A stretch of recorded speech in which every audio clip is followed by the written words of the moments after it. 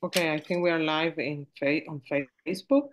And then let's do YouTube.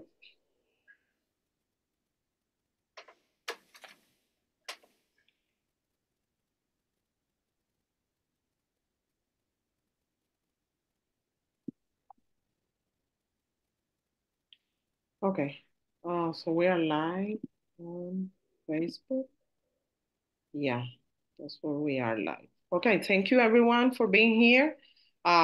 It's really a pleasure, and I'm very grateful that you all have accepted this invitation to basically, have an informal conversation about my recently published book on that is called Cuban Fusion, the Transnational Cuban Alternative Music Scene. Can you hear me fine? Because I'm only using my computer. Good. Yes. So, yeah. So, Steve is the moderator. He's going to briefly introduce us. The schedule is the following. The agenda is I'm going to do a presentation about some ideas that I want to share with you. And then we will open it to questions and answers. As we are live, I guess we can take advantage of the audience that might, if the audience have any questions, it would be nice if we can do that. So, yes, with that being said, I kindly ask Steve to guide us through it. Thank you, Eva. I'm going to get out of the way my own introduction so nobody has to read it or I don't have to read it third person. Just to tell you very quickly who I am. I'm Steve Roitstein. I guess you could say I'm a musician, producer, songwriter, arranger, composer, band leader, filmmaker. My original instrument that I played was the French horn. I had a pretty nice run doing that. So I'm a symphonically trained musician on that instrument. I switched to keyboards when I was getting my master's degree at University of Miami, learning how to write music and produce music. The first time I played Cuban piano in a band was 1983. And through a series of events, quite a few years, I ended up producing and arranging for people like Celia Cruz, Willie Chirino, Tito Puente, Oscar de Leon, Ricardo Montaner, Cheo Feliciano, et cetera, et cetera. And I had a lot of really blessings, successful records, which led to something that I didn't anticipate, which is how much I would dislike the formula approach of the major labels. So I realized toward the end of the 90s that I needed to become an artist, something I had not really had interest was not interested in prior to that. In 2003, I formed my band Palo. That same year, I accepted a full-time faculty position at Miami-Dade College, where I still teach music business and sound design for the film majors. I won a bunch of awards for my music and film work, but I don't do this to win awards. I do it for my soul and for the ancestors. So let me go ahead and introduce the other folks who are here. We may get a late entrance from Judy Cantor Navas. If she shows up, that would be wonderful. For now, let me start by introducing Dafnis Prieto. Dafnis is a multi-awarded drummer, composer, author, and educator. He's from Cuba. Dafnis Prieto's revolutionary drumming techniques and compositions have had a powerful impact on the Latin and jazz music scene nationally and internationally. Various awards include a 2011 MacArthur Fellowship Award, a Grammy Award, and a Latin Grammy Award nomination for Best Latin Jazz Album for Dafnis Prieto Big Band Back to the Sunset in 2018. A Grammy Award nomination for Best Latin Jazz Album for Dafnis Prieto's Sextet Transparency in 2021. A Grammy Award nomination for Best Latin Jazz Album for Absolute Quintet, and a Latin Grammy nomination for Best New Artist in 2007, and Up and Coming Musician of the Year by the Jazz Journalists Association in 2006. Also a gifted educator, Prieto has conducted numerous master classes, clinics, and workshops throughout the world. He was a faculty member of jazz studies at NYU from 2005 to 2014, and in 2015 became a faculty member of Frost School of Music at University of Miami, where he directs the esteemed Frost Latin Jazz Orchestra. As a composer, Prieto has created music for dance, film, chamber ensembles, and most notably for his own bands, ranging from duets to big bands, including the distinctively different groups featured by 9 acclaimed recordings as a leader. About the Monks, Absolute Quintet, Taking the Soul for a Walk, COC Quartet, Live at Jazz Standard, Dafnis Prieto Proverb Trio, Triangles and Circles, Back to the Sunset, Transparency, and Cantar. 2022, Prieto premiered a new work for Latin band and string orchestra, Tentacion, performed by People of Earth with the Louisville Orchestra, the Los Angeles Philharmonic, the New World Symphony, and the Brit Festival Orchestra.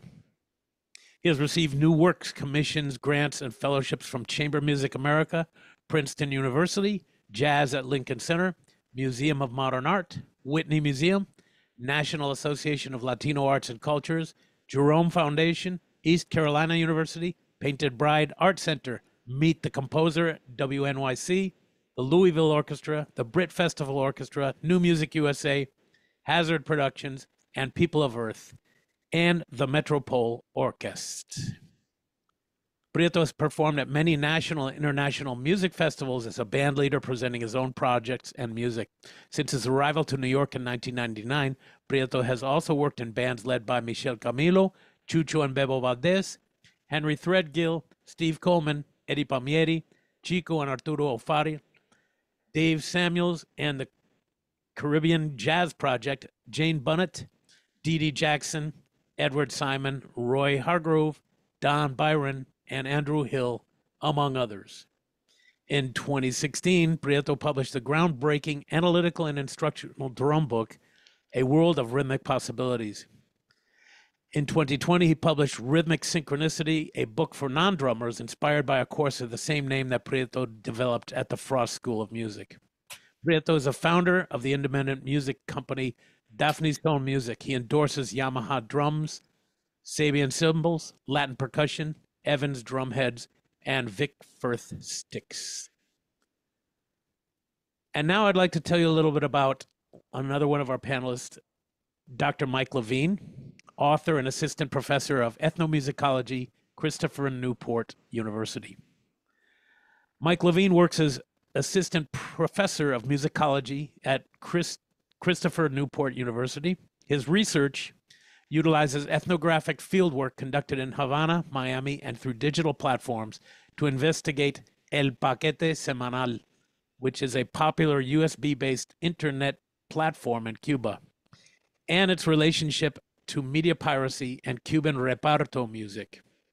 He has written for online publication Sounding Out, Cuban literary and arts magazine Hypermedia, the academic journal Cuban Studies, and published on Cuba's J11 protests in the journal 20th Century Music.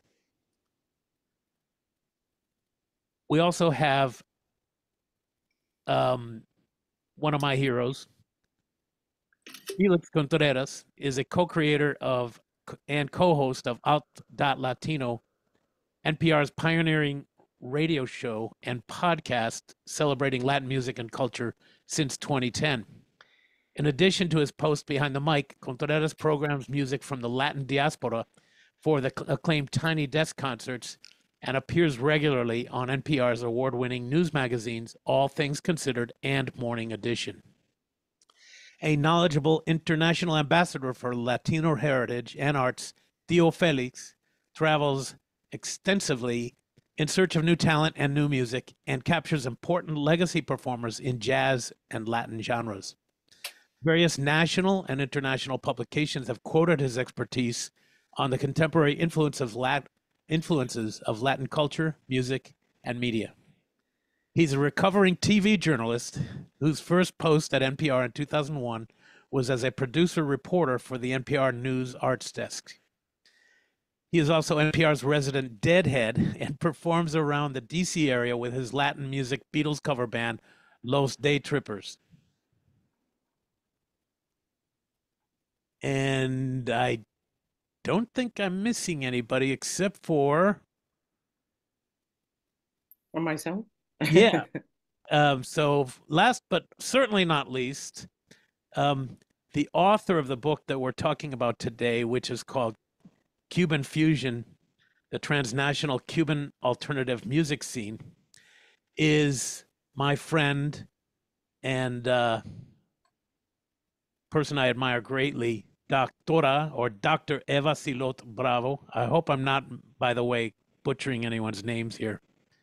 Independent scholar, educator, creative, and former diplomat and international negotiator. Afro-Cuban female author and creative educator, interdisciplinary scholar, and former diplomat and international negotiator in the United States, New York. Currently the Ethnic Studies faculty at Oakland School for the Arts in Oakland, California. A PhD in Cultural Studies, Spanish and Literatures from the University of Miami since 2016, an MA in International Studies from Florida International University, and a BA in International Relations from Havana, Cuba. She has published over 20 texts, including academic articles, art reviews, and interviews on Cuban music, literature, film, and other cultural topics. Her sustained commitment for documenting voices of migrant, Afro-descendant, and female creatives led her to create the blog Cubanidad in Between and 2 bilingual podcasts, Miami Alternativo and Word Culture. She produced concerts and collaborated with local cultural institutions in Miami promoting Cuban music. For more info on her background, visit a link here that I'm not sure it's going to do any good to read. Yeah. And I think I've covered everybody. Thank you, Steve. Appreciate it. And thank you, everybody, again for your time and for being here. I just heard from Judith. She had to go to a meeting in Madrid. She's based in Barcelona. And then she's on her way back, but she said it was, unexpected, but she hasn't been able to connect. And she's in a place where it's difficult to do that. So she might join later or not. All right. So briefly, I'm going to go straight to the presentation. Let's see if I know how to do this. I don't remember. Well, let me know, guys, if you are able. Can you see? Yep. Yeah? Yep. Yeah. Okay, perfect. So, yeah, this is the event. And then briefly, I'm going to go. Let's see. Okay, I don't see any. Oh, no, this is the screenshot. Wait a minute. Okay.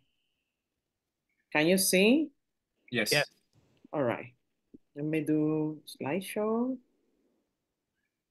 And then we go from there. Okay. So an overview. What is it that this book, I think, is doing? It encouraged a multidisciplinary conversation about the sustained process of transnationalization of Cuban culture production since the turn of the 21st century. Documents a relatively unexplored transnational network of collaborations among Cuban musicians, singers, songwriters, and jazz musicians that migrated to Miami, New York, Madrid, and other world cities from the 90s on. Documents important developments in the Cuban jazz and fusion scenes outside the island in the last 20 years or more than 20 years, and pay tribute to the diverse ways in which the music legacy of the African diaspora has manifested in Cuban culture, its music, and musicians across the globe. That's what I think this book is doing, but you will let me know what you think it's doing for you. So, what are my motivations for writing this book? First of all, I think it's obvious a love and passion for Cuban music and culture. And I find Cuban music as a space of encounter. And I think it's very important for our culture to find places of encounter, places of common ground. And I think music is one of them because of its power. I also wanted to document the effects of the significant relocation of Cuban musicians, jazz musicians and singer-songwriters across the world. What I think is they have formed like a Cuban global music diaspora. And I think we are living historic times when it comes to the amount of musicians, of Cuban musicians that are living outside the island and that are producing and negotiating culture outside the territorial frontiers of what is considered Cuba. So I think it's very important to understand that Cuba is a global cultural space nowadays, or since the 90s in particular. And in a way, is to say that Cuban migrant creatives matter, right? So when we talk about Cuban culture, we have to consider the diaspora. It's very intertwined with everything that is going on in the island. So also the fact that I realized that Cubans are among the five more important Latinx migrant groups in the U.S. And therefore, in a way, I wanted to update Cuban studies gap on Cuban music diaspora since the 90s, because I realized that Cuban studies have been very interested in issues or creatives related with very political issues or very commercial issues in the music market. And these networks of singers-songwriters and jazz players, because they're not that political or because they're not that commercial, I think they are kind of left behind. So because I knew everything that was going on, with them, and I realized the level of musicianship that is kind of common ground across this diaspora. I was like, okay, let's document, what these people are doing, because I think it's important, even though it's not that visible or that commercial.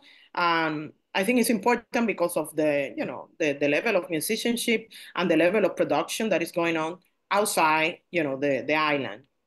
I also wanted to infuse Cuban music studies with post-colonial and cultural studies lens, and this is kind of my academic mind trying to, open up the idea of, the study of Cuban music with the lens of, post-colonial and culture studies, especially I wanted to talk about the influence of the process of globalization in changes that are happening in the way we Cubans negotiate our identities outside the the territory of Cuba, and in not only in our identities, but in our lives and in the music that is produced by this network of musicians.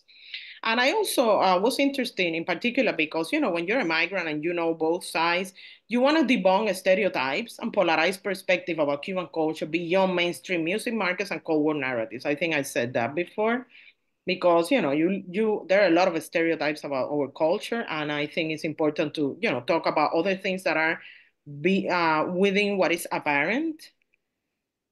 So some topics that I want to highlight.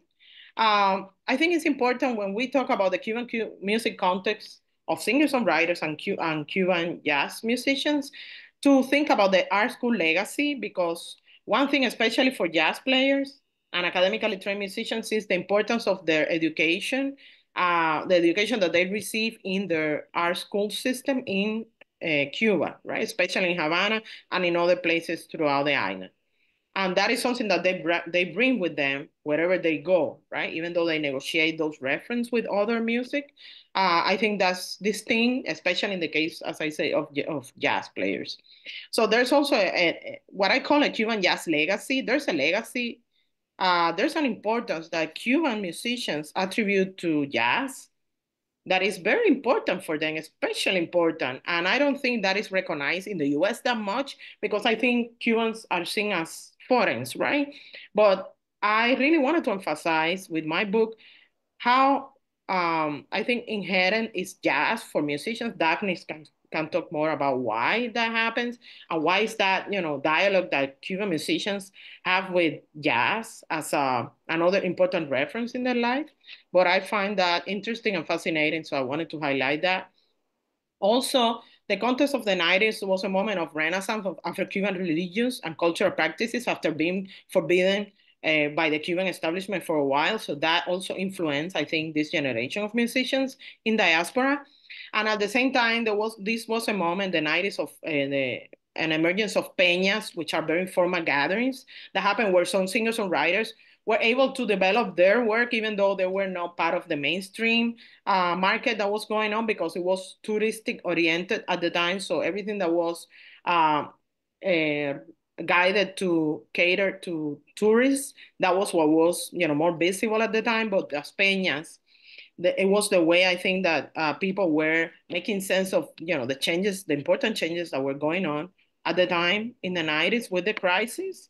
And also they were kind of updating, I think, and this deconstructing the legacy of Nueva Trova, Novísima Trova, which was very important, for many musicians in Cuba. And that moment also was the moment of the timba explosion, right? Timba, which is a lot of, scholars have wrote about timba, but I think it's important to understand the influence of timba as well as jazz, right, in the minds of many of musicians, as a space of, I would say, transculturation of all the development of Cuban music with the influence of Afro-American music, especially rap, hip hop, funk, etc., which is part of the language of this diaspora. So I talk about this. Not only Afro-American music was very important for this network of musicians, but also world music influence. So they were influenced, as I say, by funk, rap, hip hop, R&B. Spanish rock was very important. Brazilian music, essential. And if I forget any other influence, please highlight that. This is also the moment of the dollarization of the economy. The economy in Cuba became a touristic economy. As a result, there was an important societal stratification that we see nowadays, that is very, that characterized the Cuban society, but that started, I think, in the 90s crisis. And then as a result, there was an important marginalization of sectors of the society, especially Afro-Cubans. So we're talking about a post-socialist context because the economy changed and the society changed a lot since the 90s. It was a moment of disenchantment, discontent, apathy, lack of choices, and that lead a lot of Cubans to consider migration as their only alternative of life. This is the moment that many Cubans that were not even considering migrating had to migrate because they were forced by the economic circumstances. So in the case of this diaspora, there's an ongoing and unprecedented massive migration of Cuban creatives and musicians. I've never seen in the history of Cuban music a moment like this. I know that we have always had Cuban musicians that have made their, work outside the island, but I've never seen as massive as migration as this moment of creatives and musicians, especially. As a result of this migration, nowadays you can identify transnational Cuban music scenes. And when I say transnational, I'm referring to open spaces where migrants move from city to city, produce through the internet, collaborate regularly, and come back to the island, which is very distinct compared to previous Cuban migration, times, right, or movements. So you can find, for example, jazz and timba scenes in New York, Madrid, right, in the West Coast, Peru, and you name it. Singer-songwriters, basically, they were placed first in Madrid, then Canada, Latin America, you can find, and in Miami now. Well, reggaeton and reparto, Florida, Miami are very hard on that, very important on that. And then you also have Afro-Cuban sacred music practitioners, right, that are spread all over the world, as well as hip hop, electronic scenes. Now, I basically, as I say, I focus the book in two scenes that I think are not that well studied. The singer-songwriters, I just want to point out some elements that I find interesting when we think about these two scenes. In the case of singer-songwriters, I think they're kind of promoting a new Cuban song because they transform and updated the legacy of Trova, Novísima Trova, with diverse Cuban and world music reference. I call it post-Cuban Trova, alternative Cuban Trova, but they have been referenced in different ways, like bohemian, eclectic music. And the difference between these, I think, network of musicians with previous movements of songs, like Nueva Novísima Trova, is that they, because of the influence of timba and all the world sonorities, etc., this is a music to listen as well as to dance. And this is a difference with the solemnity, for example, of Nueva Trova, which was basically the singer-songwriter with the guitar. In this case, they are more eclectic, and they have been, named different ways: rock song, conga funk, bolero blues, progressive feeling, world Cuban music, which talks about the fusion as an important element, right, in their music language. Another important element that I think is, to identify this network of musicians is that they have cemented regular collaborations with academically trained and jazz musicians based on, well, increased mobility, as I said, the communication and access to social media and technologies. That has made a difference in the way these musicians negotiate their identities and produce their music. And of course, in their narrative, you can identify a post-Soviet and post-national context. I think they are characterized by going beyond the dramatic nostalgia for the homeland that traditional exiles exhibited. And also, they wanted to update the Cuban music international stereotypes, right, that are very prevalent outside the island. In the case of academically trained and jazz musicians, I identify them as exhibiting a high level of musicianship, right? They have gained an increased recognition in Latin jazz and other industries as we speak. I think another important thing that they're doing is they're updating the legacy of Afro-Cuban jazz and Afro-Cuban music within and outside the island. And so you can see different scenes that they are created in different urban centers. They are creating Afro-Cuban jazz scenes, as I say, in world urban centers. So you can identify in New York very clearly, a renaissance of Cuban music, right? Or with the fusions of Cuban music with jazz that is happening since Dafnis times and before. I mean, at the end of the 90s, and when I say Daphne, I say Giovanni, Pedrito Martinez, etc. And I think they're opening up jazz as an ongoing cultural space of intersectionality and dialogue with Cuban and world sonorities. Because I think one characteristic of this musician is, together with the high level of musicianship, they don't have many prejudice when it comes to genres. So they are not interested in being commercial. I think they're interested more in bringing their own legacy and updating that legacy with everything that they are exposed to, and also as a way to reflect back on the legacy of the music that they left behind, which was important for them, right? Like Afro-Cuban music in the island, Cuban popular music like timba, etc. So they are mixing up all this kind of reference, and they're creating something that I think is new and really deserve more study. Uh, okay. So I have some examples. I don't know if we are going to be able to listen to this, but these examples allow me to show the different cases, right, that I'm talking about. So in the case of the first one is Yusa tomando el centro, encuentro en el estudio. This was recorded in Argentina in 2018. So I think for me, Yusa I call it work Cuban fusion. And these terms are not permanent terms. These are just provocations, temporary terms that I'm using to talk about what I think is more important, or what calls my attention more about the music of these creators. So I call it work Cuban fusion because she was since the early beginnings of the 2000s, Yusa inserted herself in in the world music industry very successfully. She was awarded many, she was awarded many awards. I don't know. That's a good way to say. Anyway, so I think she's a pioneer Afro-Cuban female voice within this network of musicians. She's a talented multi-instrumentalist, producer, singer, and songwriter.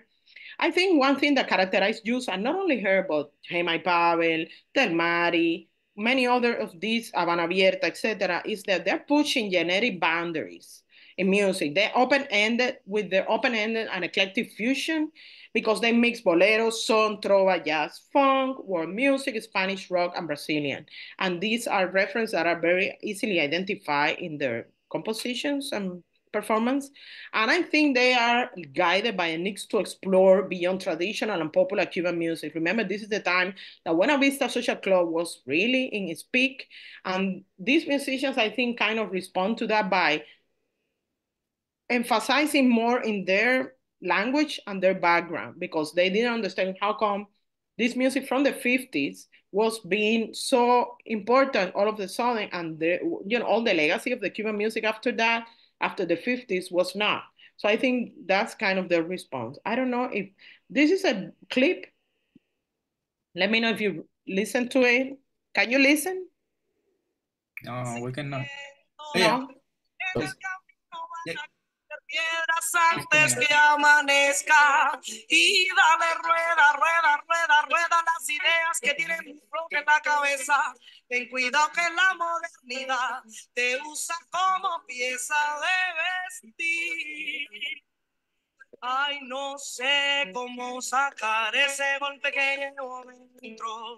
Si al mirar la noche termina y te anudas al centro. Ay, no sé cómo sacar ese golpe que llevo dentro. Si al mirar la noche termina y te anudas al centro. Oh, no, no, hey. No, no, no, no, no, no, no, no, no. Échale tierra a la completud. Okay, so one example.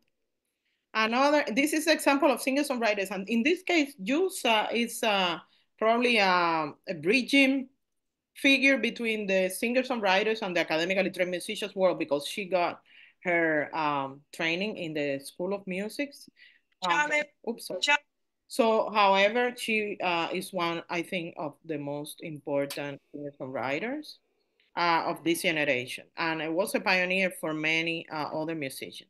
So, in the case of jazz musicians, in the book, I give the example. So, I talk more about Gonzalo Rubalcaba, Dafnis, Josvani Terry. As it's very difficult to talk about these musicians because there are many of them, and they are really they are on a spectrum of all this music. But in any case, I decided to show you guys this time an example of one of them. This is a collaboration between Gonzalo Rubalcaba and Pedrito Martinez. It's called Oshun. And this was from the album 21st Century, recorded in 2017 in Miami, Florida.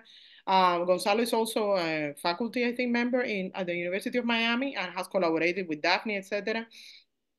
So for me, this is an example of a postmodern recreation and culture and spiritual legacy of the Afro-Cuban diaspora, right? Uh, in this case, they use West African chants and rhythms from the Ochun, or Yoruba deity, and they talking about batas, right? They Pedrito is playing the batas, and at the same time, Gonzalo is making sophisticated and contemplating piano jazz improvisations. So and they use a lot of call and response coming from West Africa. So I think this is an example of what I call Cuban fusion, in which the Afro-Cuban reference and jazz dialogue in a very contemplating way. So let's listen to this. And please, let's make comments at the end.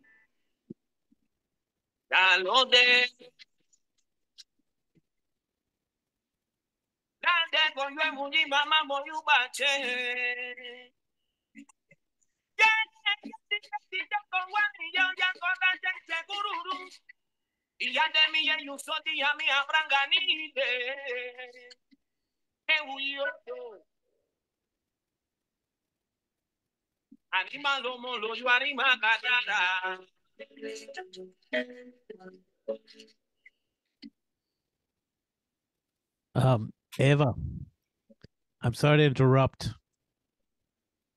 Zoom's default audio settings are extremely cruel to music because Zoom is set up to optimize voices and block out everything else. I suspected that. So let's keep on going. Yeah, so it might not be the best way to All right. use Not it. a problem. I understand.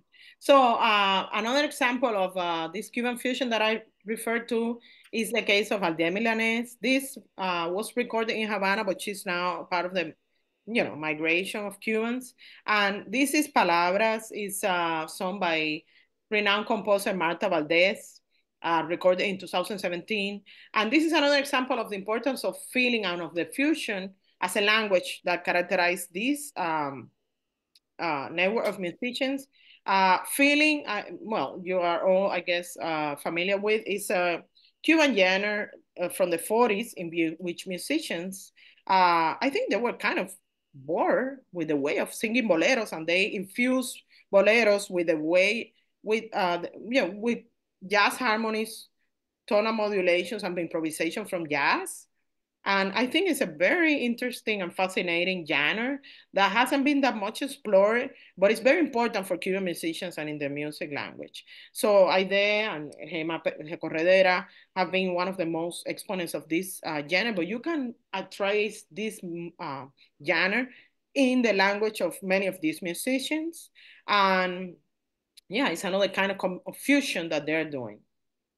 And the last, no, this is not the last. Okay, so another example of what is going on in this network is uh, the big bands. Dafnis is an example of that. I think you won a Grammy with your big band project, right, Dafnis? Yes. And Pepe Rivero, Ivan Melon Lewis, Alain Perez have done the same. You work, guys, with different, I would say, formats from right trios, sextets, quintets, but you also have embarked into doing big band work, which is I think fascinating. And then this is an example of this fusion, which could be applied to many other of you guys.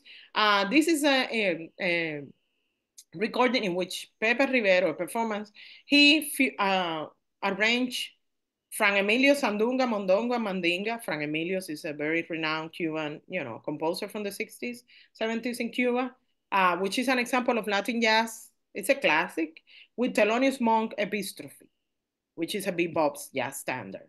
And I think this is not an isolated case. This is very common in all the language of jazz musicians, jazz Cuban musicians, because I don't think you guys have any regard with generic considerations. I think you're always exploring and trying to push the limits of genres, Cuban music with other jazz music, and this is one of them. So he also fusionize all this with Sandunga, right? Which I understand Sandunga is a way of performing Cuban music popularized by Changuito, right? Who was a legendary Cuban percussionist, which has a lot of influence in Dafnis and other musicians from this generation. And the last example, and I will stop here because I have been talking a lot. This is, I think, an example of something that is very common, which is the collaborations that are happening in this network of musicians since the 90s, in which singer-songwriters collaborate regularly with academically trained musicians, with jazz musicians. You can trace this back to the moments that Hey My Pavel started recording with Estado de Ánimo, right, in the 90s. But this has, I think, has been very important for the language of this network. You can see that in everywhere. Yeah, in Alternativo is an example of this kind of collaborations. The work of the Semer Bueno with many different formats. So this was a song recorded by Vanito Brown, one of the members of Habana Abierta, in which all these musicians participated. So you can see that there are Cuban musicians from different generations. Some of them living in Havana, some of them living outside, which is, I think, a beautiful thing that is going on in this network of musicians, that there are no limits in terms of ideologies or geographies or music language. So they come together in music as a space of encounter. So I say here that unlike previous bilateral moments, in this network, there are ongoing collaborations in recordings and music production among Cuban musicians across the diaspora and generations, and with musicians living in the island. Like never before, music has become a transnational enterprise, and I think it's because of the level of collaboration. And the last thing that I say is that these musicians have created symbolic bridges of communication among Cubans from all over with the power of the lyrics and music. So I think, yeah, that's all I wanted to say. And then I am very, oops, sorry. I am very looking forward to talk with you guys about this, all these ideas, listening to your questions, to your, let me, I'm supposed not to share. but I don't know what I'm doing.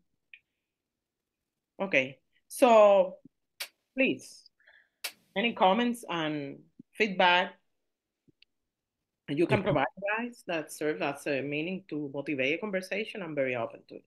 If you want to change what we're seeing, I think the simplest way is just to stop sharing. Thank you. I haven't done this in a while. I know I practice it all the time. I don't think I'm sharing anymore. What do you see? I'm seeing your desktop. Yeah. Oh, really? Likewise, yeah. Stop recording, no? No, When stop. when I hit Yeah. when I Stop hit sharing. share, it seems like I'm not sharing anything. It should have a button that says stop Oh, sharing. yeah, I see it. At the bottom there. There you go. Cool. There you go. Okay, thank you so much. So please help me stop talking. Well, I just want to say a few things before that. I want to congratulate you for the work. I feel identified with a lot of the things that you're talking about, and you're putting in the book, and it has become part of your life study and putting together so many different episodes and circumstances and experiences and things that happen. I see just to add a little bit more, not to add, but just to say what I feel after you did the presentation. It's just that sense there is a natural evolution in music, and it has to do a lot with environments. It had to do with the responses out of the influences that we have, at least as an artist, as a musician in this case. And especially when you were talking about the generation of, for example, like Yusa Interactivo, myself, I involved in it, Giovanni, and Cedar, and so on.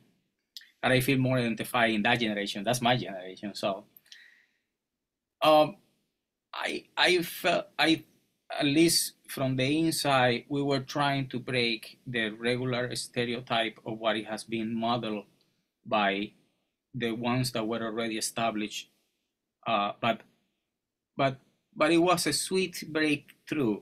It's a responsibility as a creative musician, as a creative artist, is to break through the regular norm of not being trying to imitate the same things for 20 years or 30 or 40 or 50 years. And we were, educated, as you well mentioned, in the conservatory, classical music mostly. And then we start having, by that time, the world was opening up much more than what it was before that, meaning people will start getting easier out of Cuba at some point, like we are now. That's why, among other 100 other things, is you see people that live outside and then one of the sudden they're back in Cuba for 3 years and then they come back outside. That in the 70s and the 80s, forget about it. It's one thing or the other. So that's very related to what you were talking about earlier. But I want to say we also start, because of that openness, we start receiving a great deal of information that we felt identified, because that was what it was happening also in the US, in the under scene was happening. For example, in my case, someone like Steve Coleman that came to Cuba, and we actually played, rehearsed, research, did a lot of conversations, a lot of talking, a relationship and a connection, a cultural thing, that it was more personal. The cultural is always there, whether in front or in the back, is part of us. So, but the willpower of trying to enrich ourselves as artists and to get to know a different journey, for example, in a rhythmic world, like playing odd meters and doing things in a different way and a complete different approach. And in that case, for example, in my case, I experienced that when I came to New York and I started doing, not only, I actually didn't do like some quotes Cuban music in New York or elsewhere, because I was interested in the very well said, the fusion kind of elements, the things that happen between the cracks, in a way, as you can say, which is the fusion elements, the beauty of transitioning, where the creative thing happens. So, I just think that in our generation, that generation that we're talking about, the 90s and things like that, that there was a great deal of intellectualization also, and the intellectual level, it was very rich as well in that generation. Meaning, we read books, we talked about it, we were influenced by it.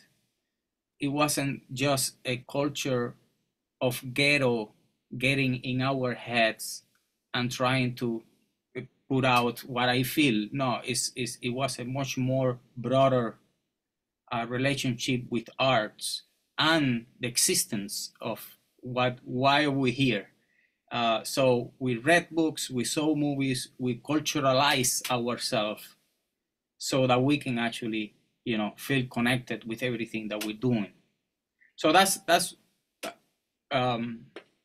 I just want to say that because it's all, I see the evolution and why things start, moving into one direction and to other direction, and why things happen and things like that,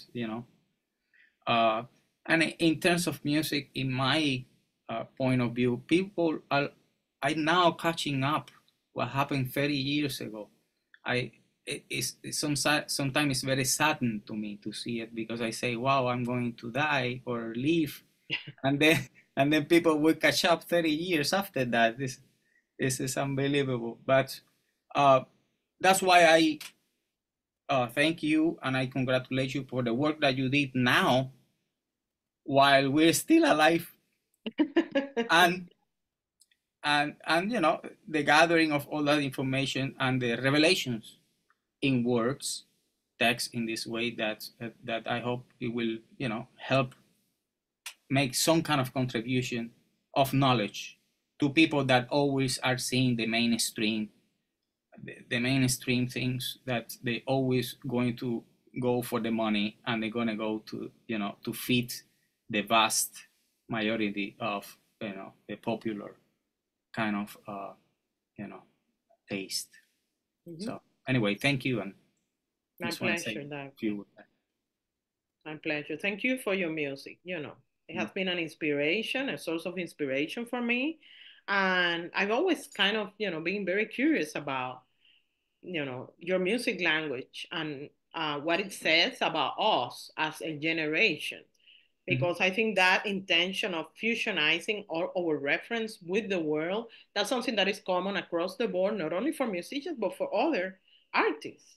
And as opposed to the understanding that people have about what you say, Cuban culture, stereotypical ones, and based on what is more commercial and what is more political, all these developments were going on and are still going on, and we see the result of that after all these years. And what I admire about you guys is that you keep on going with your language despite not being commercial. You trust in whatever your legacy or whatever you wanted to say to the world, despite knowing that it was not going to be successful commercially speaking in the same terms of other Cuban genres, but you kept on going, and I really admire that, and that for me was an inspiration. I appreciate it. There is a price to pay, but I appreciate it. Yeah. I would actually like to first of all echo the gracias, the thanks for the recognition. I am not Cuban, I'm an honorary Cuban, but on behalf of about maybe 80% of the people that you've talked about in the book, who I know personally, and everybody else, and every Cuban musician who is part of this scene that maybe didn't get mentioned, there's a lot of thanks to be recognized, to be seen. And I would like to pose a question, kind of dovetailing on what Dafnis mentioned, particularly about the development of music in the 90s, what is called the special period. Is there a sense that because of the economic situation of Cuba at the time, because I'm not Cuban, I didn't live there, that the stagnant economic situation gave birth to a generation of people that if you had a job, great. If you didn't have a job, didn't really matter. And so you could sit around with your friends and you were starving to death, but at least you could sit around and talk and dream and jam and put together some music. And even within the confines of Cuba, you were probably not officially recognized because you weren't one of the bands that was, I guess, deemed important. So it gave you a certain freedom. I just wanted to use that as maybe a starting point. It's really more of a question. Did that actually help birth some of the music just because of the odd situation that Cuba was in financially? It might be a question for you, Dafnis. I don't know. Oh, okay. I think, and to answer that a little bit, quickly, is that you mentioned there is intrinsically connected to the system that we lived in Cuba, where sometimes it doesn't make a difference if you do or if you don't. You know what I'm saying? Like in terms of a way of making a living, because you can randomly make a better living by doing one thing that I don't know, completely different of what you're supposed to be doing. I don't know how can I explain that, meaning be a bartender. Exactly, it's like, so it doesn't really, I don't think it's necessarily related to that. I think it was an impulse that was a consequence of something that it was burning out already. It was coming out regardless. In fact, if we didn't had what we had, the crashed economically, that economically means everything down. If we didn't have that, with that same impulse that was coming out of our generation was going to be much more bombastic than what it did. It was going to be much better, but it didn't. I think because the whole thing just like, everything became more about the very basic elements of surviving. So in that case, I don't think that necessarily, at least in my thing, I wish that I would have taken care of in terms of not being thinking about, how much money I have to buy a sandwich or something if I had it, and dedicated that time. So I you know what I'm saying? Like in my case, I feel that it was something that it was already in the move before the the periodo especial, the special period, which Pedro Luis Ferrer used to say, this is poetically speaking, it's a very special period. It's a poetic, way of saying it. But anyways, that's just my answer to it. Well, I guess I would add, if go ahead, you Emma. allow me, Steve, that I think a stagnation in a way pushed these musicians to do what they're doing now because it forced them to migrate. As I said, in this moment, a lot of Cubans were not thinking about migrating.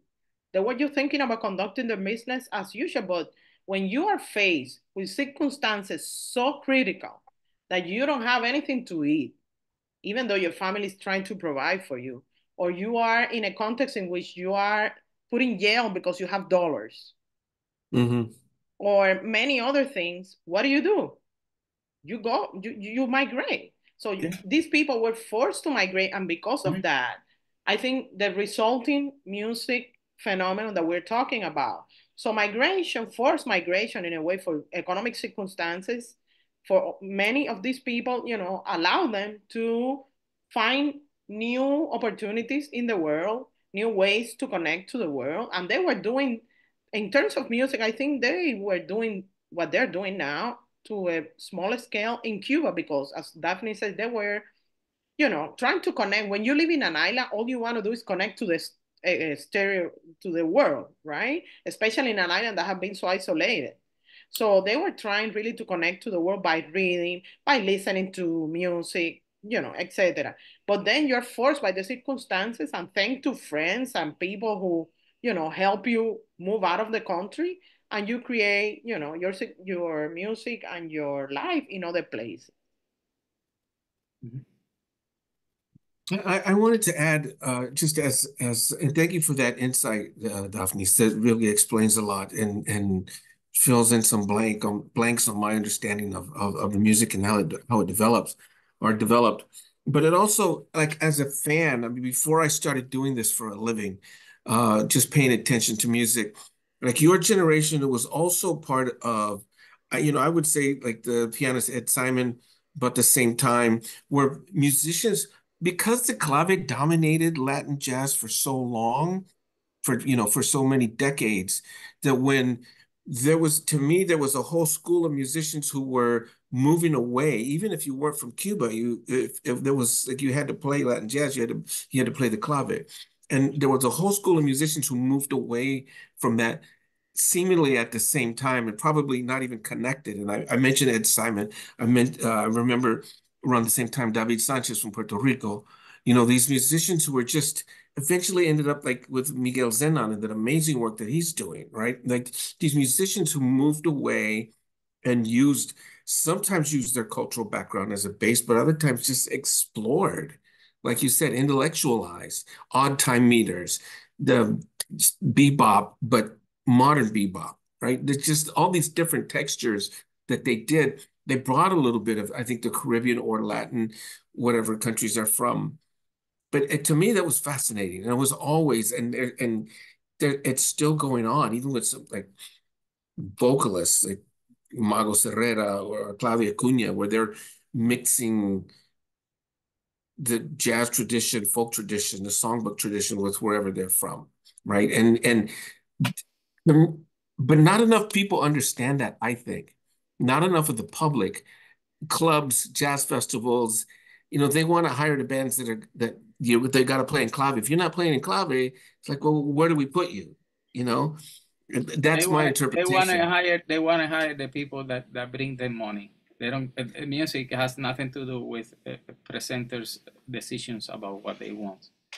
At least in my case, that's what I've seen. In the last 30 years, you become famous right now, and it doesn't matter if you play with or without the clave. Look what's happening in the reggaeton world, or what's happening everywhere. I mean, Yeah.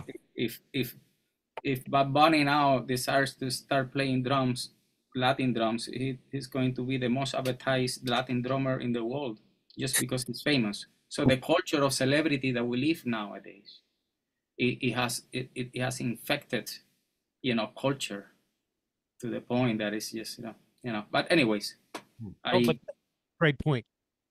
Yeah, I think that is there's a whole area, there's a whole group of like a school of music or just a whole group of people to mine for that kind of creativity that goes beyond what's expected. No shade to the people who are playing in clave, but just this like with the work that you're doing and so many others, like there's so many other ways to approach it and appreciate it. Yeah, it's the globalization in the world. I mean, and after that, right now, like you just press a button and you can see music from anywhere if you're interested. Now, the other thing is are people now interested in doing that? Even though you have the possibility of pressing the button and put, I don't know, music from Indonesia. Let me check it out. Let me do some research. The information is there. So now it's like, that kind of thing. But yeah, I think all of those qualities are involved in that. Anyway. This is really interesting. I love hearing all of this background, especially your lived experience, Dafnis. And I also want to echo what you all have been saying before to Eva's amazing book. It's really needed, urgent. It's such a fascinating, very under researched area. This alternative, in your own words, transnational alternative Cuban music scene. And especially getting out of these bunkered Cold War and post-Cold War narratives. That's something I just wanted to bring up, and we can decide whether or not we go down that road. But frequently when you hear about the most popular music from Miami that's Cuban, for instance, these days, it usually has a very firm anti-Castro political take.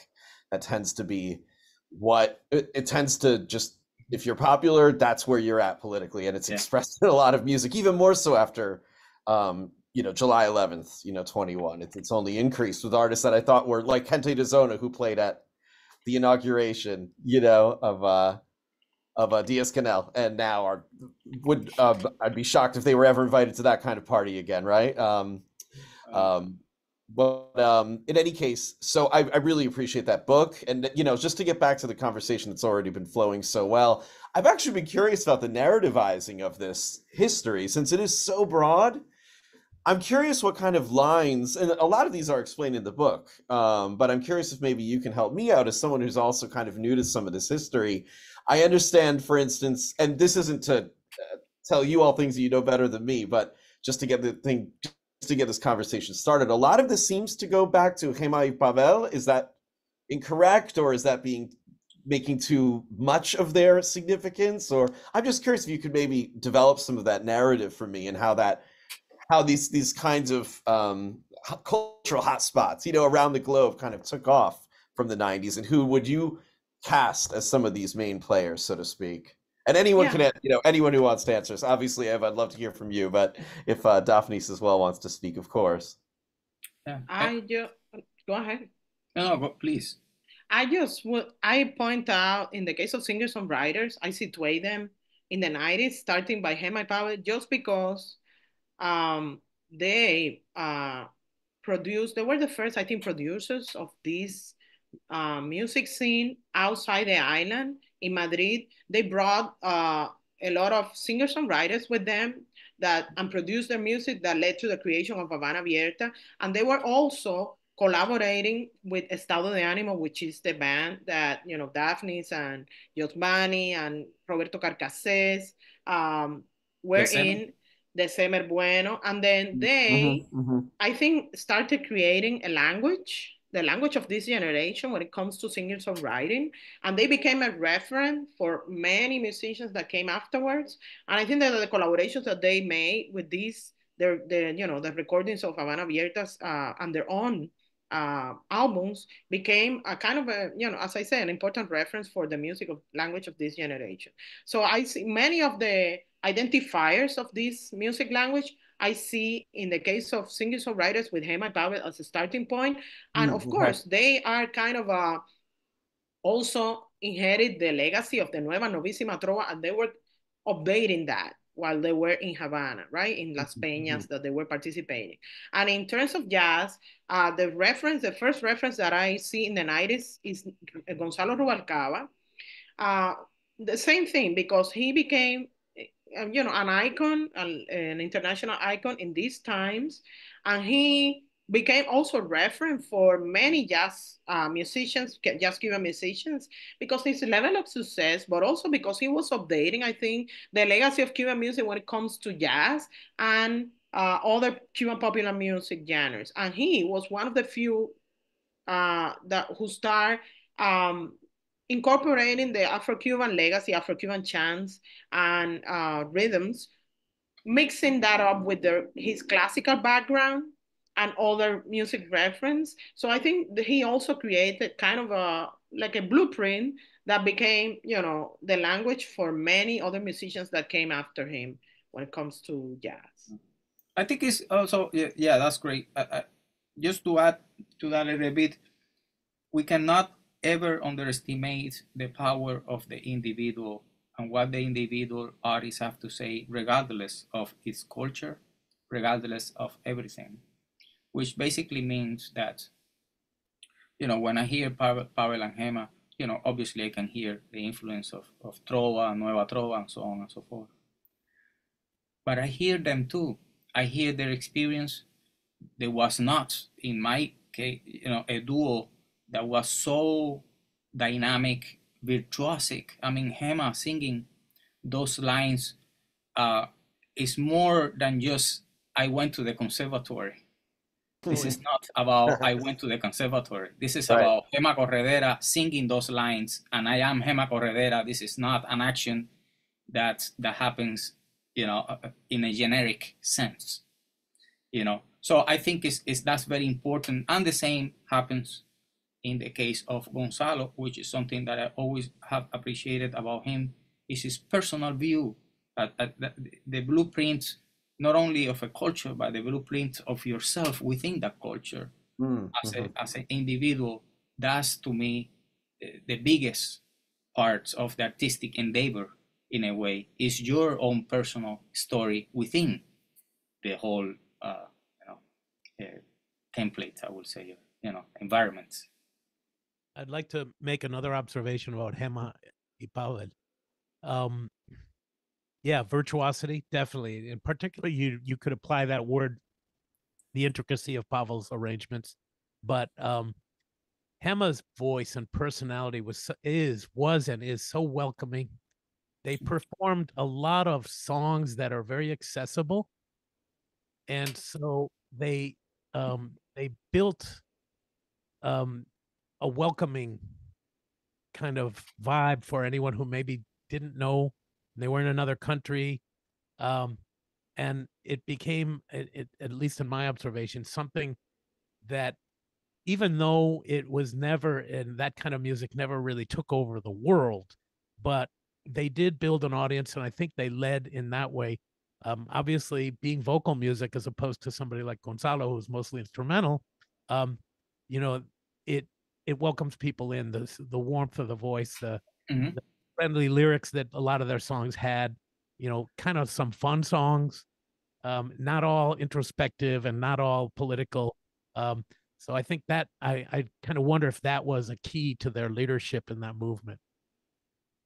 Yeah, I would say only I would add that they are, I think for me, the ones that show me that there are other ways to be a Cuban migrant that not necessarily imply to talk about politics the whole day. And I don't mean that politics is not important. It is extremely important. For me, I haven't been able to go to Cuba because of politics since I defected. But it showed me that beyond politics, there are other ways of being Cuban and their narratives, and as well as Habana Abierta. And this is something that I talk about in the book. They are not only dealing with the symptoms of exiles, but with the impact of exile. They are they talk about existential concerns, and when they talk about politics, they do it in a very sharp, very intelligent, smart way.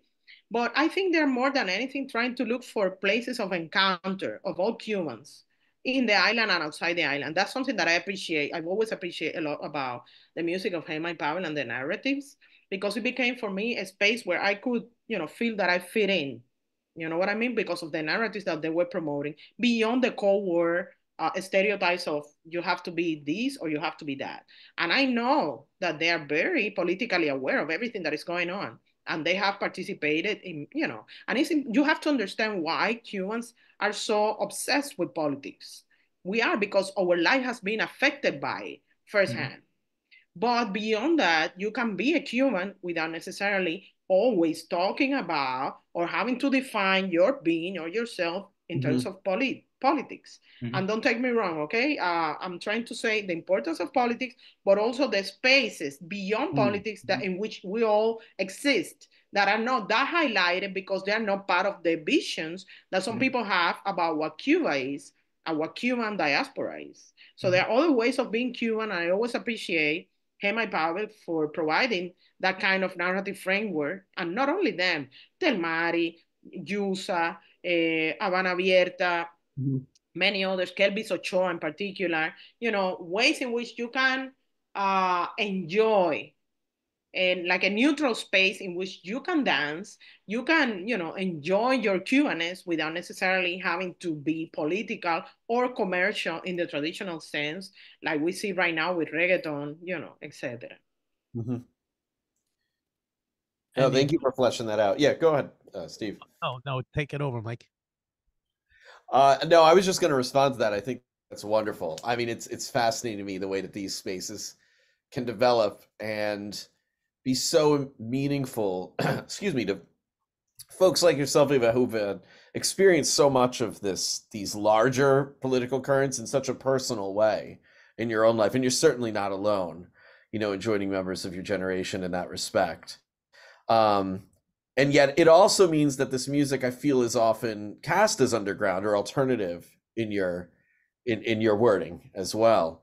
And so I'm curious how that affects, economic decisions that musicians have made. I was struck, for instance, in Decimer Bueno, who seems to come up in every Cuban playlist in very different ways, right?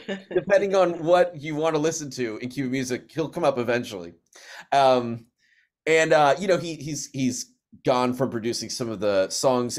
Forgive me, I forgot the name of it, but you just displayed a track with like an all-stars cast list on it. It's a great track. But he also wrote Bailando, one of the most popular tracks, arguably, hailing from a Cuban artist in the past like 20 years. So I'm curious how folks negotiate that. Maybe that's a question for Dafnis or Steve, or anyone, here, of course.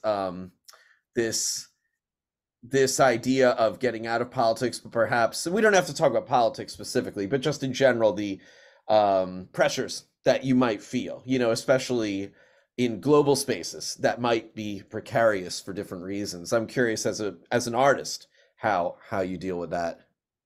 I would like to make a comment in reference to both, in general, music in Spanish that is popular. And having known Decimer pretty well for about 25 years, the man is a gifted songwriter. Yeah, no doubt. And he's done all kinds of fusion stuff, and he's had many incarnations of different bands, that many of which never made it beyond Calle Ocho. And of course, you live in the United States. Sometimes Decimer had lived in cities that are very expensive to live in, and you start thinking about, okay, I have a family. I like pop music. Why not do some? And so I never would punish somebody for that decision. I think a lot of people have had a lot of happy moments with his music. And so really I want to kind of mirror this to you, Mike, and anyone else, maybe Felix, who wants to reflect on this. Is history repeating itself for the third or fourth time? Jazz came out. People started taking military band instruments, African Americans, and everyone was saying, you're not supposed to play it that way. And then they did anyway. And the music was illegally in many municipalities in the United States for quite a while. Same thing happened to rock and roll. And it's not so subtle racism that happened in this country. And now our quote unquote intellectual musicians who are trained in jazz, ironically enough, which was the scummy music at some point, and now is played in Carnegie Hall. And these people who have doctorates in jazz are saying reggaeton is not music. That's not music. Bad Bunny sucks.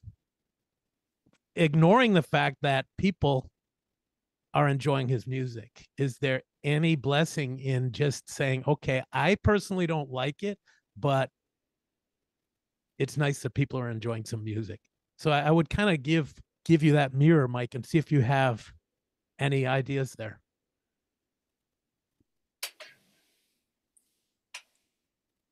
Yeah, I just wanted to give everybody space if anyone wanted to jump in as well. Yeah, no, that's a really good way to put it. This makes me think of you're right, the way these trends come and go.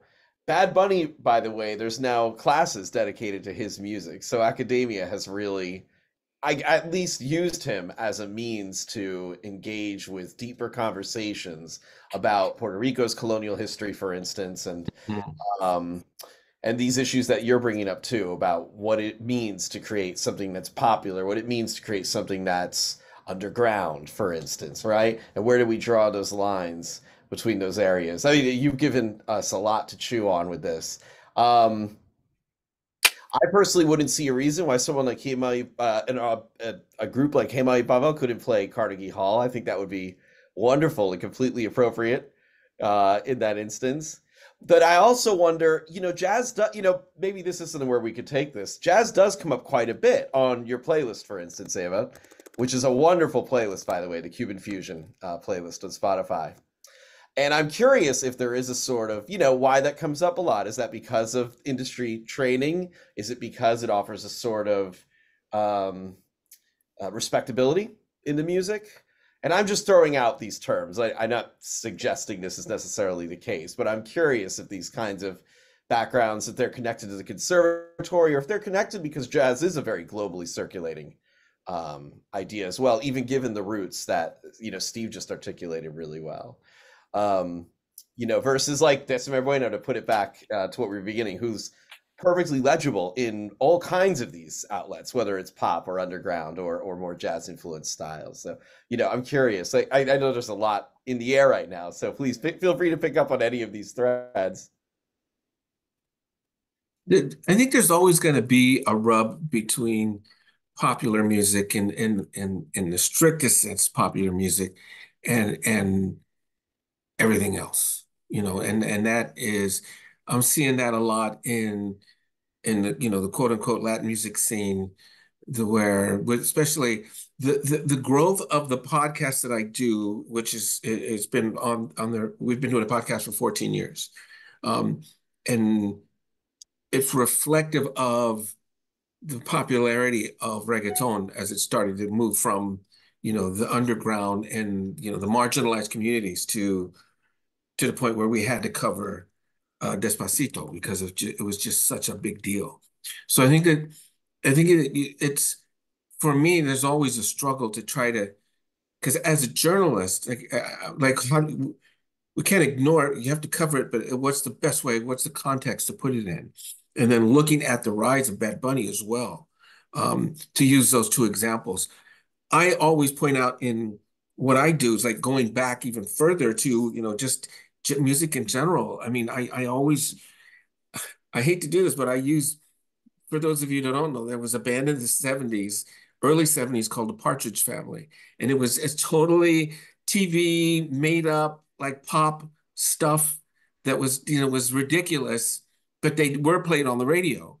Like 1969, 70, right at the time when Bitches Brew was coming out, right? So there's always going to be this balance, and one more than the other, but there's always going to be a rub between what's popular and what other people would, take seriously and have more to consider, right? And I think that happens as we're seeing with the Cuban music, and the popularity, for example, of Sima Funk and what he's doing right now. And not to discount anything from what he does in that band and all the stuff that he's represented and what he's done. But his music has taken a definite turn. And he's collaborating with George Clinton, right? So, there's always going to be a rub. And I think there's room for both, but I think that people who are watching us right now and the people in the room, it's going to be a different consideration, I think, and we think about it differently. And I don't know that I have an answer or anything other than there's always going to be this friction between the two. Partridge Family is always going to make more money than whoever else released a jazz album in 1970, right? But then at the same time, pop music, at least, I go back to, the Jackson 5 and I Want You Back, right? You listen to that, that's 2 minutes and 47 seconds of amazing musicianship. So you just have to pick and choose, just like everything else. And bringing it back to the conversation we're having now, I think that there are things to consider that reflect the more popular vein, but then also there's stuff to consider that is a lot more creative and is not as widely accepted. I don't know what that means, but those are just my thoughts I have right now. Well, looking at the title of the book, which includes the word Cuban alternative music, right? The focus of the book, and I keep thinking back to the special period, the 90s, where it probably financially for somebody who wanted to make music, it probably, if you weren't in one of the sanctioned bands already that the government had already sanctioned and had built a place for, it didn't matter if you did music that sounded like popular music or that sounded like alternative music, because you're probably not going to make any money anyway. So hell, I might as well just follow my heart and do some experimentation and do some stuff that I like and not worry too much about whether the world likes it or not. You guys think that that's once again, I'm kind of asking the same question again, but could that have colored that movement and given space for all these artists that we're talking about that kind of came of that started to come up during those years? I would just say that alternative, I use alternative knowing that it's problematic. But my perspective has to do with the fact that when I say alternative, it's alternative to what was considered more popular or successful in terms of Cuban music in the market, in the international market, and in the local market in the island, and also considering the traditional narratives of what is considered more important in Cuban culture when it comes to the Cold War, right? Narratives in which you either are from the left or from the right, whatever. So I know that this is a temporary, you know, term. And I know that probably some people will feel uncomfortable being jazz players considered alternative, you know, but I think in the context of Cuba, jazz is alternative, even though it's very important because it's not commercially at the same level that Cubaton, for example. So in that sense, that's the only way that I see jazz, for example, as alternative, you know. And in terms of the access to the music market, to the mainstream music market, because jazz is not a mainstream, right, genre. And that is why I consider in this context, I put alternative. But I know, you know, there could be other considerations to talk about this music. And because I'm talking about two different scenes of music, like, yes, they collaborate, they have fusion as their main common language, but they are totally different. And there's more level of success in one than another, etc.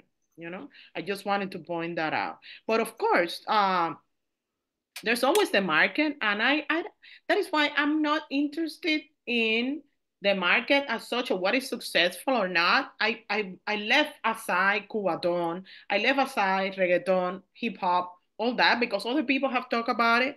I just wanted to highlight the fact that regardless the visibility of a music, that doesn't mean that it's not important, and we have to talk about it, regardless of the commercial success of a music genre.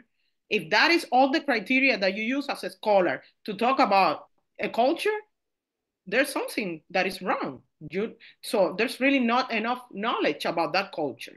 And that's all what I wanted to highlight, that there are other layers of music production, culture negotiation that are beyond what is commercially success and beyond what is visible more ideologically highlighted that are very important.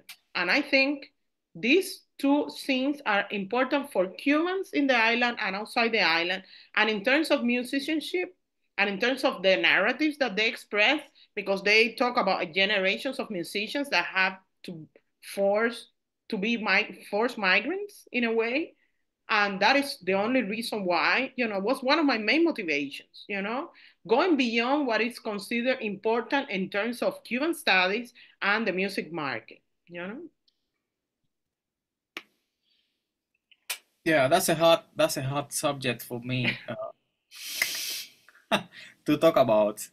I just want to say that that same kind of, you know, differential status slash presence in the industry and things, it just happens everywhere. It happens here in the US with alternative music.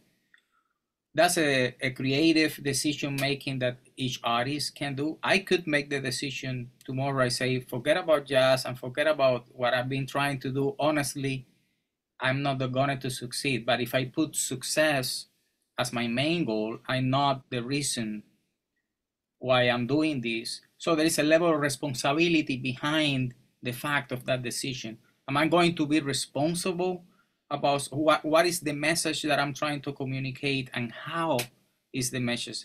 So there are so many things involved in it. Luck is a big deal out of it. Sometimes I see artists and you say, how lucky could you be that you don't even know anything about music and you consider one of the great musicians in the world? That's lucky.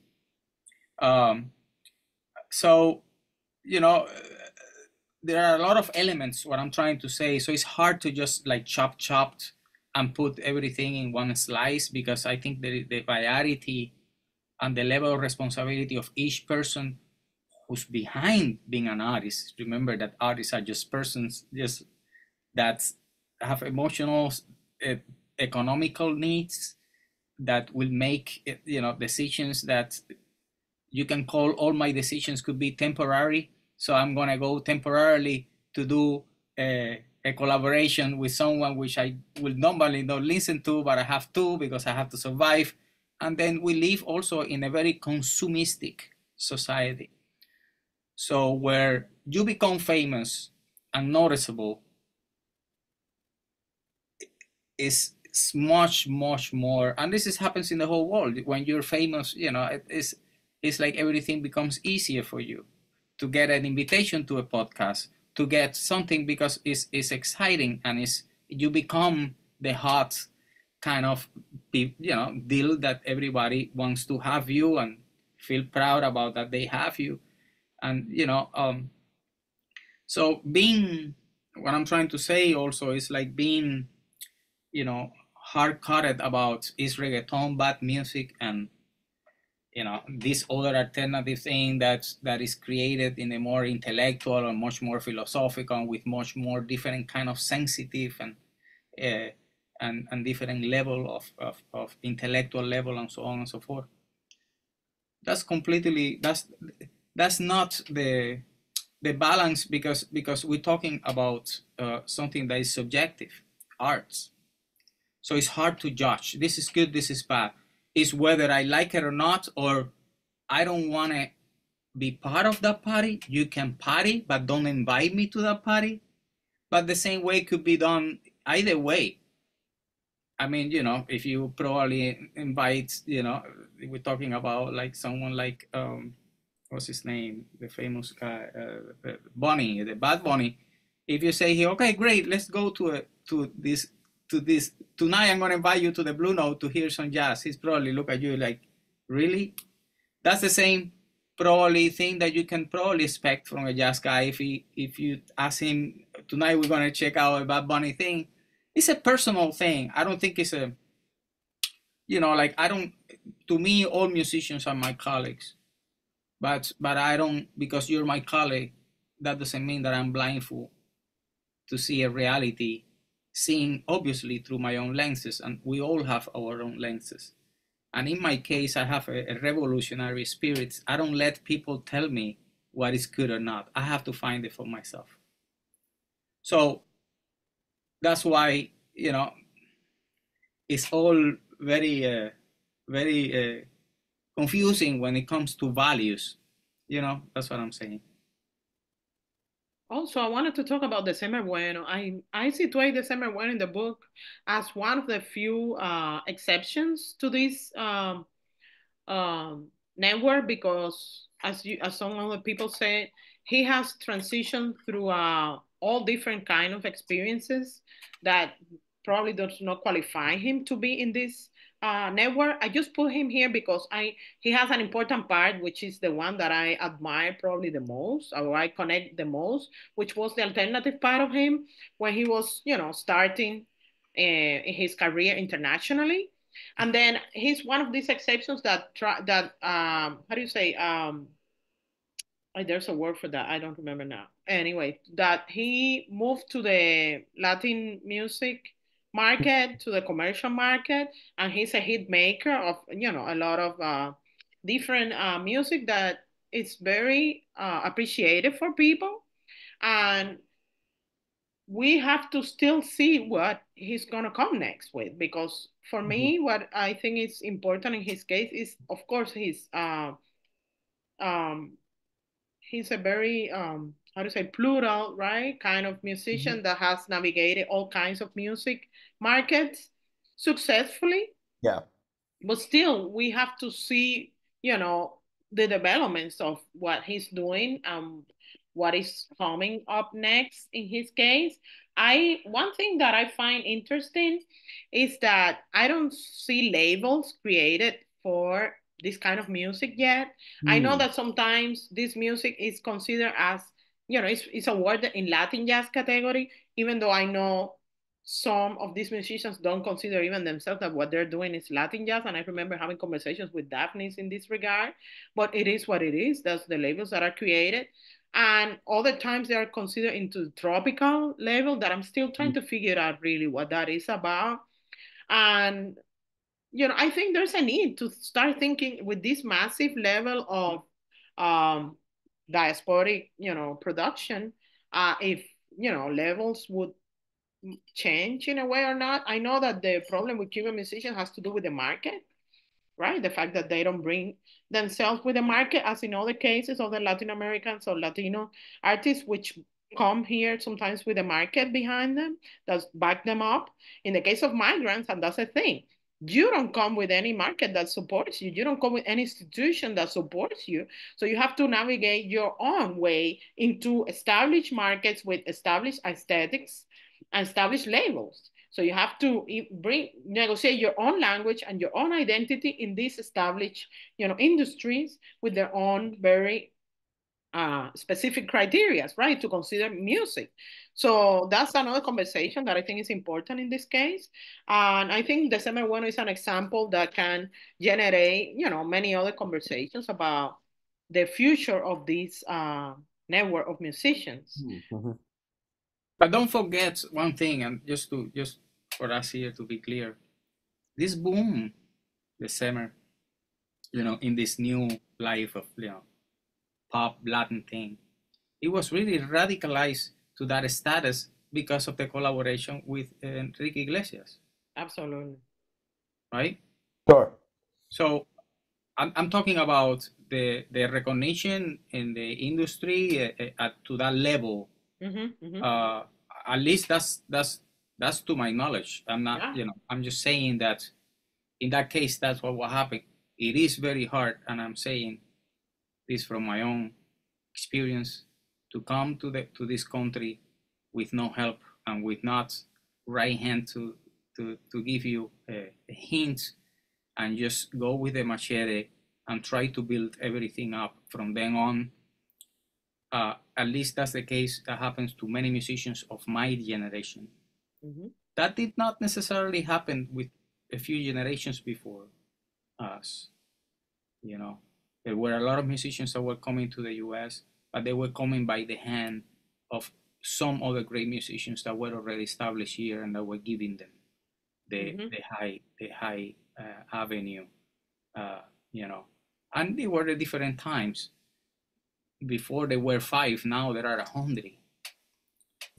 Also, there is so much into all of this that is not only, that's what I'm trying to say, like as I had the experience of these things and I grow in my life, I start seeing so many other things that are factual and part of something to happen and to make something, as a very noticeable product. So anyways, well, that's leads to a very interesting part of this conversation for me, which is, you think of that handful of typically congueros, percussionists that came from Cuba to the States in the 50s, 60s, where you had people like Machito, and so that was music that was not marginalized, particularly by the American Jews who loved to dance in New York. And so if somebody was looking for, like, I guess, Dizzy Gillespie was looking to kind of jump on those coattails, and then Chano Pozo came along, and so it wasn't a thought of being marginalized. Actually, it was really more of, welcome. We speak the same language. We speak music. We speak African, and and I'm not saying that Dizzy Gillespie was worldwide popular on the same level that maybe, you know, Glenn Miller was or anything like that, but you know, still there was a real audience. I was reminded earlier in this conversation, Branford Marsalis has a quote that I read one time that said, "Jazz stopped being popular when you couldn't dance to it anymore." And I think he was referring to bebop. There is something about this rub, as you said, Felix, between the popular, the danceable, and the more intellectual. Okay, you know, there's certain people like mixed meters. No, you lost me. You lost me. That's it. I'm done. You know, because I want to be at least be able to sway back and forth. So this is a beautiful thing, because what I do with my students, I tell them we can redefine the word success. Success does not have to include profitability. You can define success for yourself. If you want to do what I do, which is have a band that is mildly profitable, but also have a day job at a university or college, and that makes you happy, I'm so much more happy than when I was trying to please the major record labels. We're looking for the next Celia Cruz. I'm like, bro, when she died, God broke the mold. You know, come on, that ain't gonna happen. I can help you find another singer, but it's not gonna be Celia. And you know, that kind of mindset. I understand they got stockholders. They need to make a profit. I don't have any stockholders except for me and my ancestors y los muertos. That's it. All right. I love this. Just to add something else to that, I think that's an excellent point about música bailable, right? And the way that generates certain audiences, and in your case, a certain amount of profit to make it worthwhile financially, but preserve your sanity in terms of your lifestyle. But yeah, just also insert something historically. Jazz, of course, has had a really problematic relationship with the Cuban state historically. Like Iraqueri had to like lie that they were making jazz when they were in their heyday, and kind of have use like other Afro-Cuban elements as a fig leaf for the music that they were trying to incorporate into their music. So it's just ironic that all these things are cast in certain ways in different fields, in different geographical spaces, I mean. You know, every time that I get a subject like that and I talk about, you know, with the few friends that I have that I can talk about these things, it just, all the time I see like people honest with virtue, trying to prove themselves out of the cloudy reality that is out there, created by interest and corporate world, and the mindset of an old guy who has the old likes, who has, you know, it's like, to me, it just gets so rhetoric and so tiring to being seen great talents not being showcased, and have always the same people showcase, and the talents, the new talents that are showcasing, it has these elements many times of this nostalgic element, which is, I like it because it reminds me of, or I like it because it's the style is very you know, is very in your face, meaning that I can really see the rice and the beans and the things and the thing, you know, it's like, so the people that, as I say, that don't like to make that, there is a payoff. And the payoff is to be born in this world. It's a world that was created before, at least before I was born. That it doesn't depend on me, that level of success. It really depends on the infrastructure that is built up already before me, and the people in the hierarchy, powers who make those decisions, depending on their culture, depending on their openness to understand, depend on their responsibility to build, to build something up, and not, you know, here's something very interesting that I was thinking the other day. Is like when NG La Banda came up in Cuba in the 90s, talking about 90s. Man, that was a splash. It was a great band. I went to see them. Toco, I remember that he invited us, Julito Padron, and so many other musicians. We went all of there. We went to see that right when they started it. And that was people rejected that band because it was aggressive. It was, it was touching the marginal subjects. It was very pushy. It was very, confrontational in a way, very, that now with the music that we're hearing now, that and the lyrics that we hear now, that sounds like La Traviata to me. So my question is, are we going up or are we going down in terms of the responsibility, and in terms of, we're talking about a generation of that band, for example, the old great musicians. This is an unbelievable, musicianship in that band. And this is just an example. There are many other bands in Cuba that have that high level of thing. But, in that time, and like from Timba and that kind of, or even the musicians that we were talking about in my generations in the 90s and so on and so forth, But it's all related. The sense of responsibility, culture becomes a sense of responsibility. Your music, your life, everything. There are people that have different levels of that. That's why they make this kind of decision or not. It depends. It's hard to, what I'm saying is like, it's really hard to predict anything unless it's obvious that it's doing what you think the majority of the people want. But is the majority of the people dictating where culture should be? You think is that a good route? Those are also other questions, and that can arise because when you're talking about popularity and success, you're talking about connection with a massive audience. If you're doing something elitist and you don't educate the people, it's going to be elitist all the time because people are not going to get it. So there is a big deal of education versus product versus the people that are in the middle to make those connections and to make something factual, to make something successful, and we see it in the commercial, we see we don't even have to talk, going to Cuba, you see it here in the US every day, So anyway.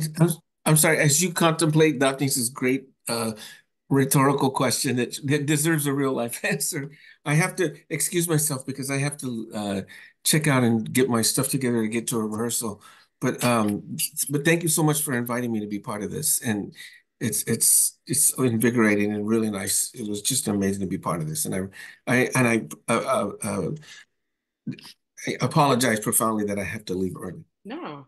Actually, I was gonna thank you so much, Felix, for last minute decision to join. It has been a pleasure, and I think we are close to the 2 hours. So I think it's fair enough to go into the closing of this because it's exhausting, right? Even though it's entertaining and fun. So I would just encourage everybody else, and thank you so much, Felix, for that, to say closing remarks. Good to see you, Felix. If you wanna, Gracias. Good to see you, Felix. yeah, Gracias. if you wanna, say some closing remarks, because I think we should really wrap it up. And again, thank you all guys for being here. I just wanna say that it's a pity that Judy hasn't joined us because it would have been nice to have different voice, all the boys, female voices. But I think I'm representing females. For you are strong enough. You're strong enough to take care of that. Yeah. But so congratulations. Anyway. I just want to say congratulations again. I know it takes a big deal to take the decision to write a book. Also the responsibility that it goes through in order to make that happening. The work and everything, the research and so on and so forth. And I congratulate you. I hope it's not the first or the last. I hope it's not the last. This is only the first, I meant to say. And, I just wish you the best. I wish that you get, by this experience, you build up the strength that is needed to keep going into what you're doing, and and I wish you all the best with it. Thank you so much, brother. Yeah. Yeah, likewise. I want to echo what was just said from Dafnis. This is a really incredible book of spaces that are definitely not so obvious. We spent a bit of time, of course, talking about this gap between what gets heard, what's on the Billboard's top 40, and the enormous amount of talent that you have to go out and search for, right? And that has been parsed through, excavated, given its dues in your book, as is not really discussed at all. I mean, there's a huge glut that I won't swallow up more time than I deserve right now, but there's a huge glut in Cuban scholarship post the 2000s that goes beyond narratives of hip hop and timba and nowadays reggaeton, and I'll leave Reparto out of the conversation because yet to be written. But I think what you're doing by providing a voice to those groups who don't fit into those genre narratives succinctly, and don't fit into geographical narratives, and don't fit into Cold War narratives succinctly either. That's a hard task. It's a big task, but it's an important one to do as well. And it really matters because this is the present state of affairs. And 2 hours in my mind went by way too quickly, but I would love to hear what's happening. Maybe we can do this again sometime, because I mean, we spent some time talking about Gema y Pavel and that generation, but gosh, as you say in your book and at the beginning of this, block of time, migration's only increased. I mean, there's virtual depopulation of the archipelago right now, right? And so it only makes your topic more urgent. That's what I'm saying. So I just want to really just give you your dues for beginning what I hope becomes a larger trend in academia addressing these topics. Thank you, Mike. I appreciate you. To not be doing academic butt kissing, I do. Come on. I do very much appreciate, Eva, your efforts to document, highlight, but not so much evaluate. Yeah. So you're leaving what you did, and you're leaving to the future when we're all gone. Enough curiosity, and of course, anyone at that point now, because of the way the world is now, can go back and do their own listening, and maybe find some videos and find some notes or whatever that someone might have left, and make their own conclusions. And of course, like us humans always do, we all like the stuff we like and don't like the stuff we don't like.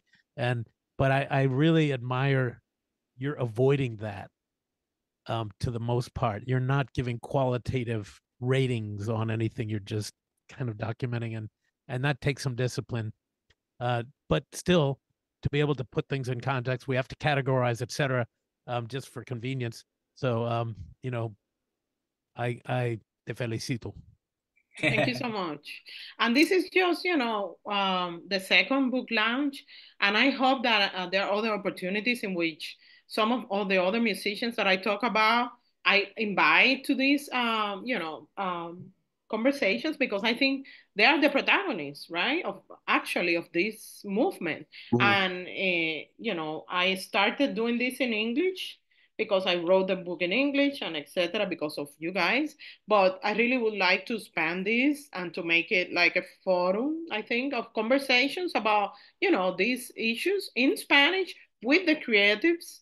And I invited some of them. It has been not easy to, gather many of them. I think they're busy or whatever, but I encourage, again, those musicians that feel represented, that I touch upon and that I talk about, I feel represented from the 90s on, to, approach me, because I'm very interested in developing conversations and ongoing conversations about these issues that concern them. I think I would like to believe that they concern them the most. So yeah, and I appreciate your time, because time is money. And uh, yeah, and I'm very grateful for you guys for helping me digest everything that I've been building up all these years and I've been thinking about, and with all the conversations that we have had throughout the years. And with Mike, well, you're a newcomer in my world, but yeah, thank you for your, participation and review of the book, etc. So yeah, that's it. That's all I have to say. Have a good one, people. Thank you, guys. Congratulations again. Great to see you guys. The same. Likewise. Ciao. Nos vemos. Ciao. Bye.